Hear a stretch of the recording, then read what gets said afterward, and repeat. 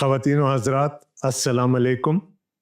Programme नूर हयात के साथ आपका मेज़बान डॉक्टर आसिफ जॉन आपकी खिदमत में हाजिर है। आपको मालूम है कि इन दिनों इस प्रोग्राम में हम रूमियों के ख़त का मुतालिया कर रहे हैं और आज हम तीसरे ख़त में चलेंगे।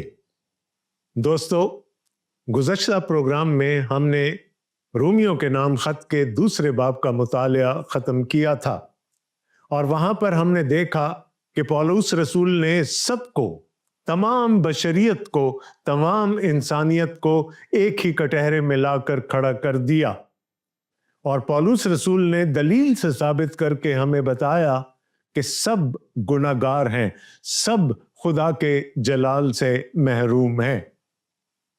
आपको याद होगा कि बात शुरू हुई थी पहले बाब में इंजील से, और इंजील से हमारी मुराद खुशखबरी है। वो खुशखबरी जो खुदा की तरफ से तमाम बनी नौ इंसान को दी गई और जिसका महवर एक ही शख्सियत थी, यानी हमारे खुदावंद यीशु मसीह की ज़ाते अक़दस। वो खुशखबरी पहले पुराने अहद के नबियों के वसीला से इंसान तक पहुंची और उसके बाद जब वो खुशखबरी वजूद लेकर इस दुनिया में आ गई और फिर इस दुनिया से रुखसत हो गई, तो ये काम रसूलों को और फिर कलीसिया को तफवीज़ कर दिया गया कि उन्होंने उस खुशखबरी की तरवीज करनी है, उसको दुनिया के कोनों तक पहुंचाना है। पौलुस रसूल एक और दलील हमारे सामने लेकर आए और उन्होंने कहा कि चाहे किसी तक ये खुशखबरी पहुंची है या नहीं, खुदा को जानने के जराए सबके पास मौजूद हैं। उन्होंने कहा किसी के पास कोई उज़र नहीं। खुदा के हाथों की कारागरी, उसके हाथों की सन्नाई, ये कायनात और इसमें मौजूद हर शय चीख चीख कर पुकारती है कि मेरा कोई खालिक है। और पौलुस रसूल कहते हैं कि ये खुदा का अमूमी मुकाशवा तमाम बनी नौ इंसान के लिए मौजूद है। उसके बाद खुदा ने अपने चुने हुए लोगों को अपना खास मुकाशवा दिया, यानी अपना कलाम उनको दिया। तो हम एक तरफ यूनानियों को देख रहे हैं और दूसरी तरफ यहूदियों को देख रहे हैं। लेकिन फिर पौलुस रसूल हमें उस फैसले तक लेकर आए कि सब गुनाहगार हैं और सब खुदा के गज़ब और उसकी अदालत के हकदार हैं। पौलुस रसूल ने हमें दूसरे बाब में बताया कि यूनानियों यानी गैर यहूदियों की अदालत उनके ज़मीर के मुताबिक होगी, क्योंकि ज़मीर एक ऐसी दौलत है जो खुदा ने बिला शिरकत गैरे सबको अता की है। तो गैर कौमों पर इल्ज़ाम लगाने वाला उनका अपना ज़मीर होगा। फिर पौलुस रसूल ने हमें यह भी बताया कि यहूदियों की अदालत शरीयत के मुआफिक होगी, क्योंकि उनको खुदा ने अपना कलाम और अपनी शरीयत दी थी। और यूं पौलुस रसूल हमें आखिर में इस बात तक लेकर आए कि महज चंद रसूमात को पूरा कर लेना, शरीयत को अपना कहकर अपने पास रख लेना और उस पर अमल ना करना, ये चीज़ें हमें खुदा के अदालत से और खुदा के गज़ब से बचा नहीं सकती। अब जब हम तीसरे बाब में आते हैं तो हमें एक लंबी फहरिस्त सवालात की नज़र आती है। पौलुस रसूल खुद सवाल करके खुद ही उनका जवाब दे रहे हैं। पिछले बाब की चंद आखिरी आयत में पौलुस रसूल ने कहा कि शरीयत यकीनन इफ्तिखार है यहूदियों का, लेकिन उस शरीयत पर अमल करना भी ज़रूरी है। और एक और चीज़ जिस पर कि यहूदी फ़ख्र किया करते थे, यानी खतना, पौलुस रसूल कहते हैं कि खतना अगर सिर्फ ज़ाहिरी है और दिल का नहीं है, बातनी नहीं है, तो फिर उस खतने का भी कोई फ़ायदा नहीं। पौलुस रसूल ने उस सारे तकब्बुर, उस सारे गरूर के गुब्बारे में से हवा निकाल दी। تیسرے باب میں پولس رسول ان سوالات کو پریمپٹ کر رہے ہیں جو ان کے خیال میں دوسرے باب کو پڑھنے کے بعد کسی بھی یہودی کے ذہن میں سر اٹھا سکتے ہیں۔ مثلاً پہلی آیت میں لکھا ہے، بس یہودی کو کیا فوقیت ہے اور ختنہ سے کیا فائدہ؟ یہ ایک بڑا فطری سا سوال ہے جو کہ پولس رسول کی دلیل کو سننے کے بعد کسی بھی یہودی ذہن میں ابھر سکتا تھا۔ اور شاید ہمارے ذہن میں بھی یہ بات آئے کہ پولس رسول کہیں گے کہ کوئی فائدہ نہیں۔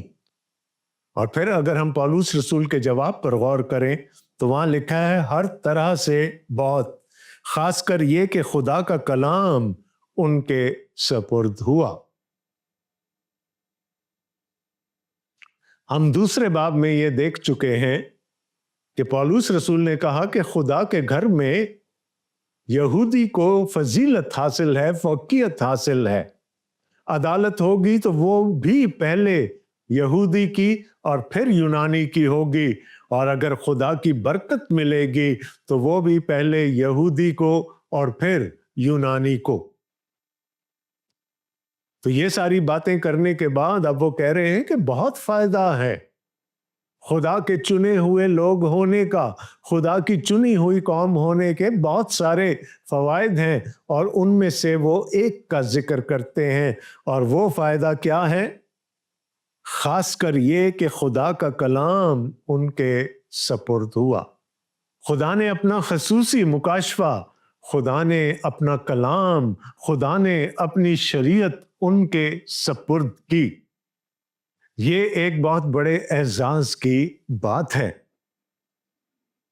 اور وہ بجا فخر کرتے تھے اس بات پر کہ ان کے پاس خدا کی شریعت موجود ہے۔ خدا نے اپنی پہچان ان کو عطا کر دی۔ دوسرے باب میں پولس رسول اس بات پر بحث کر چکے ہیں کہ شریعت کوئی سنبھال کر رکھنے کی چیز نہیں ہے، بلکہ اس شریعت پر عمل کرنا بھی ضروری ہے۔ لہذا فخر تو ہے ایک طرف، اعزاز بھی ہے ایک طرف، لیکن اس شریعت پر عمل کرنا بھی اتنا ہی ضروری ہے۔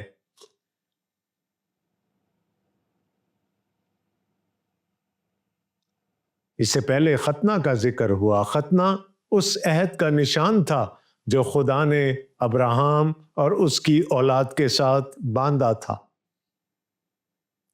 اب پولس رسول کہتے ہیں اگر بعض بے وفا نکلے تو کیا ہوا؟ کیا ان کی بے وفائی خدا کی وفاداری کو باطل کر سکتی ہے؟ ہرگز نہیں، بلکہ خدا سچا ٹھہرے اور ہر ایک آدمی جھوٹا۔ چنانچہ لکھا ہے کہ تو اپنی باتوں میں راست باز ٹھہرے اور اپنے مقدمہ میں فتح پائے۔ اب پولس رسول ایک سوال کر رہے ہیں کہ اگر بعض بے وفا نکلے تو کیا ہوا؟ میں آپ کی توجہ یرمیہ نبی کے صحیفے اور اس کے 31ویں باب کی طرف دلوانا چاہوں گا۔ یہ باب بہت اہم ہے کیونکہ وہاں پر نئے عہد کا ذکر ہو رہا ہے۔ خدا کہتا ہے کہ وہ دن آتے ہیں کہ میں یہودا کے گھرانے کے ساتھ اور اسرائیل کے گھرانے کے ساتھ ایک نیا عہد باندھوں گا۔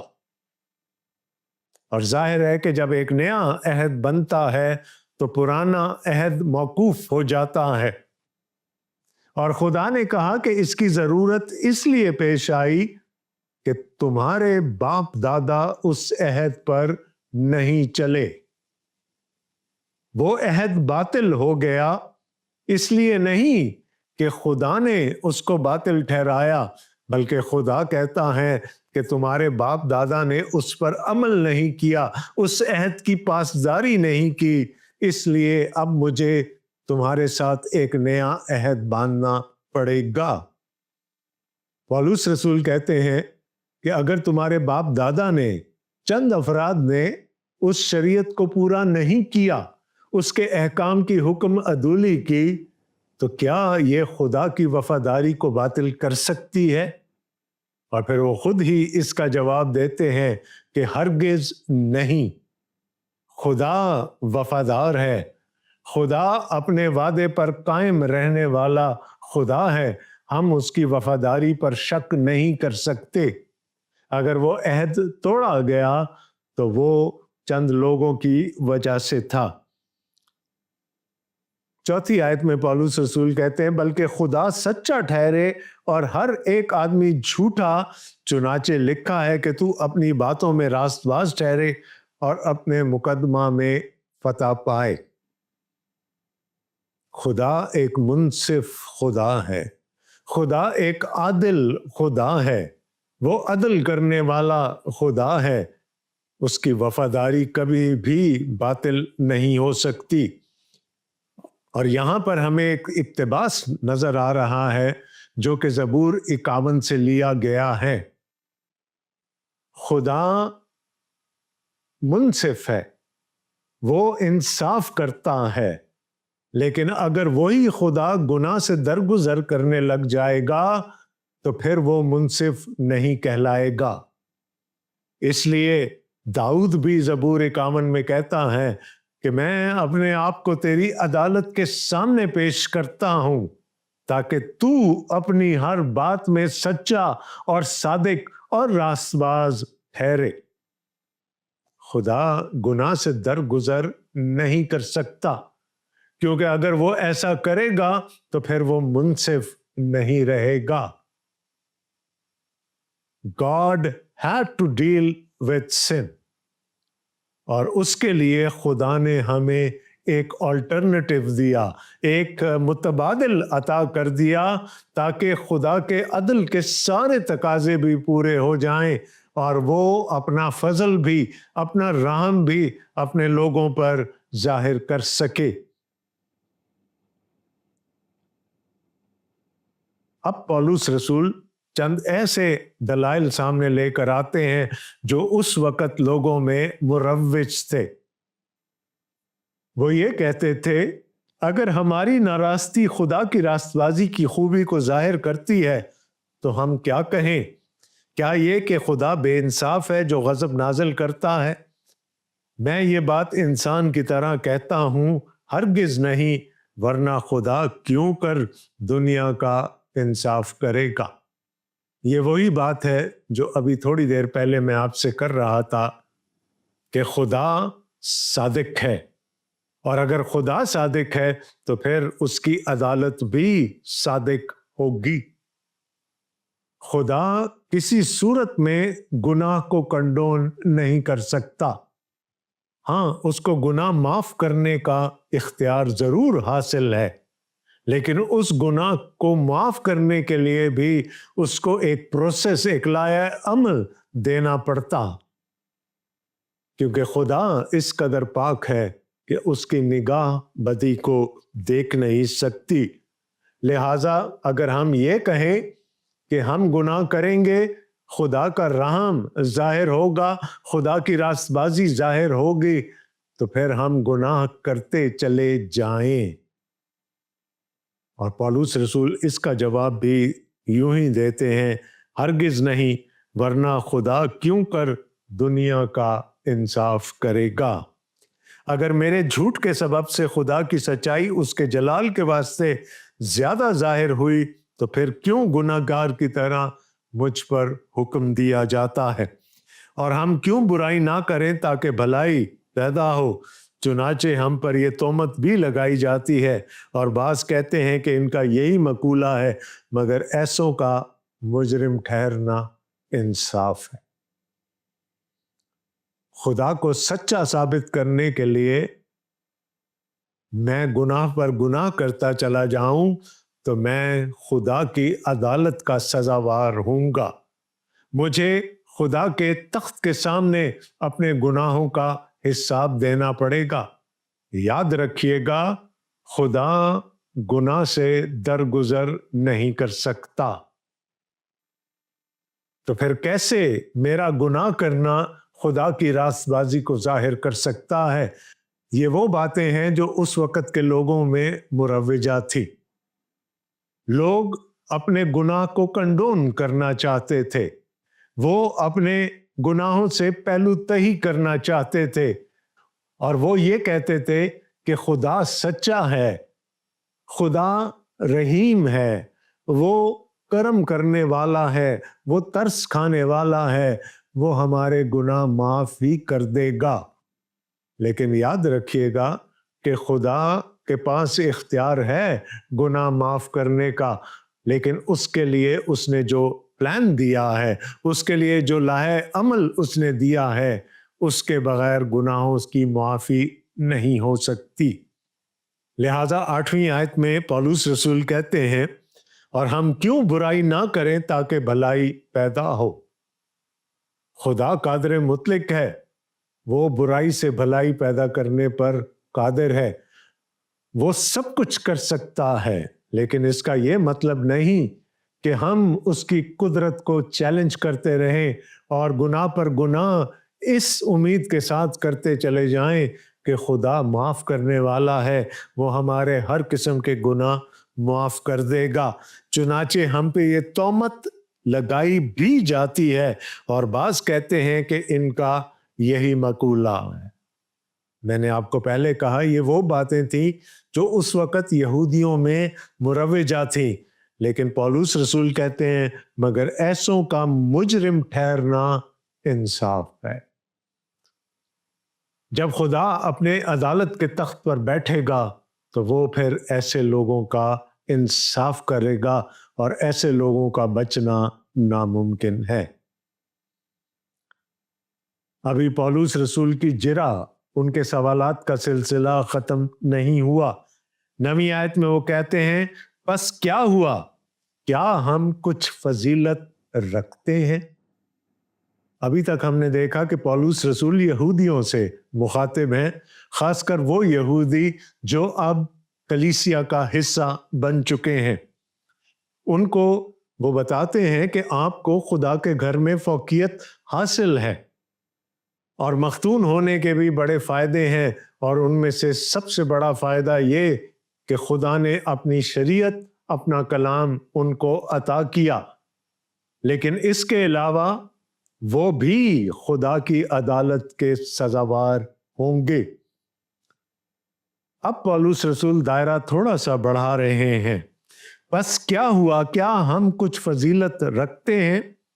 بالکل نہیں، کیونکہ ہم یہودیوں اور یونانیوں دونوں پر بیشتر ہی یہ الزام لگا چکے ہیں کہ وہ سب کے سب گناہ کے ماتحت ہیں۔ چنانچہ لکھا ہے، کوئی راست باز نہیں، ایک بھی نہیں۔ اب جب ہم آگے چلیں گے تو ہم دیکھیں گے کہ پولس رسول پرانے عہد کی بہت ساری آیات کو اکٹھا کر کے ہمارے سامنے رکھتے ہیں، تاکہ جو بات وہ ہم تک پہنچانا چاہتے ہیں وہ نہایت وضاحت کے ساتھ پہنچ پائے۔ انہوں نے کہا، کوئی بھی خدا کی عدالت سے نہیں بچ سکتا، چاہے وہ یہودی ہو، چاہے وہ یونانی ہو، کیونکہ خدا کے کلام کا، پرانے عہد نامے کا فیصلہ یہ ہے کہ کوئی راست باز نہیں، ایک بھی نہیں۔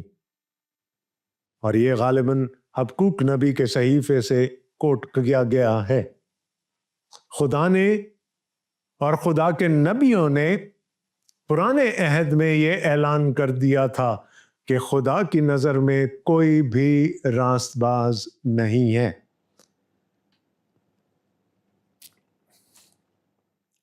کوئی سمجھدار نہیں، کوئی خدا کا طالب نہیں، سب گمراہ ہیں، سب کے سب نکمے بن گئے، کوئی بھلائی کرنے والا نہیں، ایک بھی نہیں۔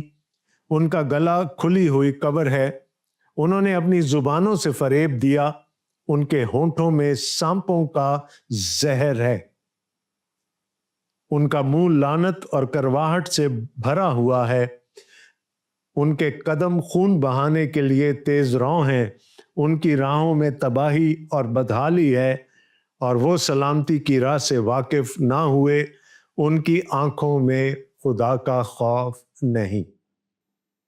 پولس رسول ایک کولاج بنا کر ہمارے سامنے رکھ رہے ہیں پرانے عہد نامہ کے چند اقتباسات کا، لیکن سب کا مفہوم ایک ہی ہے کہ کوئی بھی راست باز نہیں، एक भी नहीं। हर एक अपनी अक्ल से काम करना चाहता है और वो खुदा की हिकमत को बातिल करने की कोशिश करते हैं। सब गुमराह हैं, सब निकम्मे हैं, उनका गला खुली हुई कब्र है। याद रहे कि पहले बाब में पौलुस रसूल ने कहा था, आए इल्जाम लगाने वाले, तेरे पास कोई उज़र नहीं कि तू दूसरे की तरफ उंगली उठा सके। यहां पर वो हमें इस बात को दोहराते हुए नजर आते हैं कि उनका गला खुली हुई कब्र है। वो इल्जाम लगाने में कोई पसोपेश नहीं करते, वो दूसरों की तरफ उंगलियां उठाते हैं, हालांकि वो सब के सब काम जिनका इल्जाम वो दूसरों पर लगाते हैं वो खुद करते हैं। और समरी में 18वीं आयत में वो कहते हैं, उनकी आंखों में खुदा का खौफ नहीं। अब हम जानते हैं कि शरीयत जो कुछ कहती है उनसे कहती है जो शरीयत के मातहत हैं, ताकि हर एक का मुंह बंद हो जाए और सारी दुनिया खुदा के नज़दीक सज़ा के लायक ठहरे। ये भी वही बात है जो पिछले बाब में पौलुस रसूल कर चुके हैं कि यूनानियों की अदालत उनके ज़मीर के मुआफिक होगी और यहूदियों की अदालत उस शरीयत के मुआफिक होगी जो खुदा ने उनको दी थी। और फिर वो हमें बताते हैं कि शरीयत का मकसद क्या था। याद रहे कि इससे पहले पौलुस रसूल कह चुके हैं कि शरीयत एक बहुत बड़ी फजीलत है, शरीयत एक बहुत बड़ा इफ्तिखार है यहूदियों के लिए, लेकिन उस शरीयत पर अमल करना भी बहुत ज़रूरी है। तो सवाल उभरा होगा लोगों के जहनों में, फिर हम क्यों शरीयत पर अमल करें अगर शरीयत हमें बचा नहीं सकती? तो पौलुस रसूल यहाँ पर बताने की कोशिश कर रहे हैं कि शरीयत के दिए जाने का मकसद क्या था, क्योंकि शरीयत के आमाल से कोई बशर उसके हजूर रास्तबाज नहीं ठहरेगा, इसलिए कि शरीयत के वसीला से तो गुनाह की पहचान ही होती है। गलतियों के खत में भी पौलुस रसूल इस बात पर बहस करते हैं कि मसीह तक पहुंचाने के लिए शरीयत हमारी उस्ताद ठहरी। शरीयत का एक काम था और वो काम ये था कि वो खुदा की पहचान करवा सके, वो हमें ये बता सके कि खुदा को क्या पसंद है और क्या नापसंद है।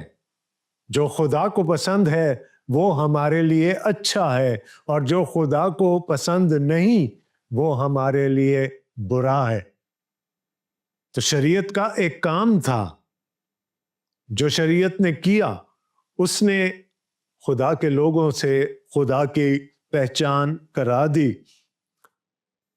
ना सिर्फ खुदा की पहचान करा दी बल्कि ये भी बता दिया कि नेक क्या है और बद क्या है, किन चीजों को अपनाना है और किन चीजों को छोड़ना है। पौलुस रसूल कहते हैं कि शरीयत सिर्फ गुनाह की पहचान करा सकती है। शरीयत हमें यह बता सकती है कि खुदा की नजर में बद क्या है, लेकिन वो हमें वो तहरीक नहीं दे सकती, वो इख्तियार नहीं दे सकती कि हम गुनाह पर गालिब आ सकें। और इसलिए नतीजतन पौलुस रसूल कहते हैं, क्योंकि शरीयत के आमाल से कोई बशर उसके हजूर रास्तबाज नहीं ठहरेगा। ये फैसला दे दिया पौलुस रसूल ने कि शरीयत का काम है खुदा की पहचान कराना, नेक की पहचान कराना, बद की पहचान कराना। इससे बढ़कर शरीयत हमारे लिए और कुछ नहीं कर सकती। शरीयत में वो ताकत नहीं कि हमें अच्छाई की तरगीब दे सके और गुनाह से रोक सके। तो आज के हवाले में हमने बात यहाँ से शुरू की थी कि बस यहूदी को क्या फौकियत और खतना से क्या फ़ायदा। और पौलुस रसूल ने कहा कि बहुत बड़े फ़वायद हैं جن میں سر فہرست خدا کی شریعت کا دیا جانا تھا۔ اور پھر اپنے آرگیومنٹ کو، اپنی دلیل کو آگے بڑھاتے ہوئے پولس رسول اس نتیجے تک پہنچتے ہیں کہ شریعت بہت اچھی ہے، وہ ایک پاک خدا نے دی ہے، اس لیے وہ شریعت بھی پاک ہے۔ اگر ہم زبور 19 کا اور اس کے بعد زبور 119 کا مطالعہ کریں تو وہاں پر ہمیں داؤد خدا کی شریعت کی خوبیاں بیان کرتا ہوا نظر آتا ہے۔ لیکن شریعت ایک حد تک ہماری مدد کر سکتی ہے، شریعت خدا کو جاننے میں ہماری مدد کر سکتی ہے، شریعت یہ جاننے میں ہماری مدد کر سکتی ہے کہ خدا کی نظر میں اچھا کیا ہے اور برا کیا ہے۔ اس سے بڑھ کر شریعت ہمارے لیے اور کچھ نہیں کر سکتی۔ شریعت حد کھینچ دیتی ہے، ایک باؤنڈری کھینچ دیتی ہے ہمارے سامنے، اور ہمیں بتاتی ہے کہ اس حد سے پار نہیں جانا، لیکن اپنے آپ کو اس حد میں رکھنا، اور اس کے لیے جو طاقت درکار ہے شریعت ہمیں وہ نہیں دے سکتی۔ اور پھر پولس رسول کہتے ہیں شریعت بہت اچھی ہے، لیکن وہ صرف ان لوگوں پر لاگو ہوتی ہے جن کو وہ دی گئی تھی، یعنی یہودیوں پر۔ شریعت غیر قوموں پر کوئی اختیار نہیں رکھتی۔ اب اس سے اور مزید سوالات لوگوں کے ذہن میں ابھر سکتے ہیں، اور پولس رسول کو بھی اس بات کا علم تھا۔ لہٰذا جب ہم تیسرے باب کے اگلے حصے میں جائیں گے تو چند اور سوالات پولس رسول ہمارے سامنے لے کر آئیں گے، اور پھر وہ ہمیں بتائیں گے کہ جہاں شریعت ناکام ہو جاتی ہے تو وہاں پر پھر بنی نوع انسان کے لیے کیا ہے۔ آج کے پروگرام کا وقت اختتام پذیر ہے، اس امید کے ساتھ کہ آپ ان پروگراموں سے فائدہ اٹھا رہے ہوں گے۔ آپ کا میزبان آپ کے لیے صحت اور سلامتی اور حفظ و امان کی دعا کرتا ہے، آمین۔ اگلے ہفتے تک کے لیے اجازت دیجیے گا، خدا حافظ۔